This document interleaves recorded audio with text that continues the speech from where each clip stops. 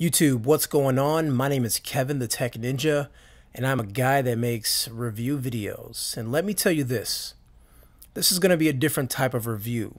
Since I'm new to drones and my only experience has been to other cheaper ones, I don't feel like I'm able to speak intelligently about drones.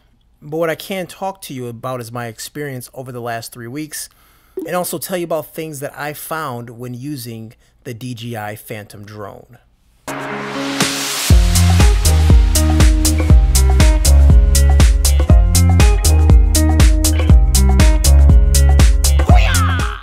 The initial setup takes about 15 minutes, and being honest, the instructions were not great. It had pictures in there that didn't even relate to my drone directly. But after I tossed the instructions out, I found a video on YouTube of a person that had my model. And I followed his instructions and I pretty much figured it out. Once the drone was all set up, I then took it outside, turned it on, charged up the battery and pressed the stick, and nothing happened.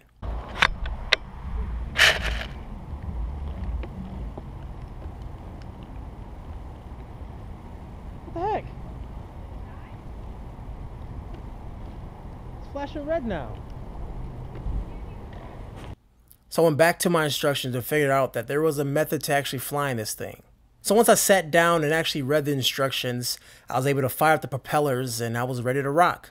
The remote control is pretty big, but it does feel very comfortable in your hand. The sticks are made out of a high quality metal and it just feels good. The actual drone is made out of sturdy plastics, and I know it's sturdy because my first 3 flights, I wrecked this thing pretty good. I mean, I smashed into trees and smashed into the ground a few times. But no cracks, no breaks, just a few scuffs. The in-air experience was great. I haven't had this much fun in my adulthood, and that's really saying a lot. You have so much control over this drone and it feels like an extension of yourself.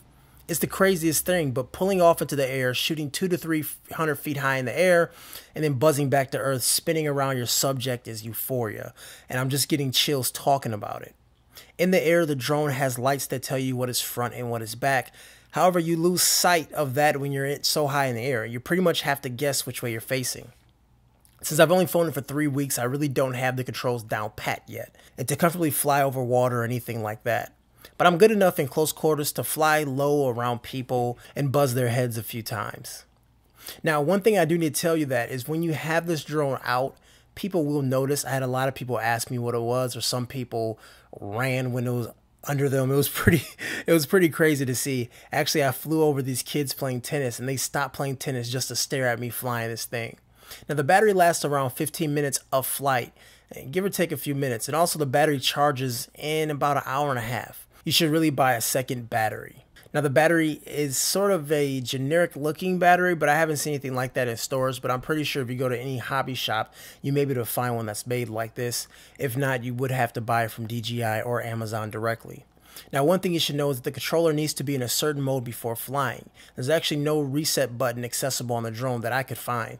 So that means if your controller's in the wrong mode, you would have to turn your drone off by pulling the battery and then plugging it back in while your controller is in the right mode. Kind of a weird solution to use, but you shouldn't run into it too often once you get more familiar with it. The drone on the bottom has a port for the GoPro. Now, you can't see what's on the GoPro, and the instructions state you should not try to view it from your mobile device using the Wi-Fi since it runs on the same frequency. Now, I've seen hacks online how to do this, but I'm going to keep it stock for now. And you also need to angle your GoPro down a bit so legs are not shown, and it's actually on the back of the drone too, so you need to adjust your flying habits if you want to add the camera on later. Now, if you angle it too low, you actually will see the legs, so you need to find just the right spot. Now, the GoPro does give you viewing options to do a more narrow or more wide shot, and that can affect the viewing as well. A lot of times I like to calibrate the camera on the GoPro before I put this thing in the air so I can just view it on my phone or however you view your screen on your GoPro. View it around first, then turn that off, and then put your drone in the air. As I said, the instructions say do not have the camera going and a screen going while flying it. It could have some wonky interference. Now, there are other DJI drones out there, ones with gimbals and ones with actual built-in cameras with a screen. The possibilities are endless, and as long as you have the cash to buy one. And that's the tough thing, because they are pretty expensive, and it's hard to justify this for every person. But for me, I had a blast flying it, and I can't wait till this thing's done recharging. I'm going back to fly it again today. In the next few months, I plan on immersing myself in the drone technology and understand it to speak more intelligently. But until then, I cannot provide a technical review and actually compare it to ones on the market in the price range. And I wouldn't give it any justice just by reading specs and not really understanding it. As always, I give you a recommendation at the end of each video and the best use cases for it. So this is not a toy. This is really an adult tool. And the reason I say that because the price that it is, I mean, if you're paying around $500 for something like that, I don't recommend giving this to a kid because it can easily be lost. It can easily be smashed, or it can easily, you know, something else can happen. You could drop it in water. I mean, I don't know what could happen with it, but it's a tool and it's powerful, and you can honestly let it go off your hand really fast and pretty much lose it. So I do recommend this for the mature audience only if you're comfortable flying this or anything like that. It does have a built-in GPS with it, and it should auto land if it loses connection, and that should make it better, but I don't know of a way to actually track it down and find it. Have a funny story about that soon. But anyways, guys, my name is Kevin the Tech Ninja. As always, guys, make sure you like this video and subscribe to my channel for more great videos and giveaways. Take care, guys.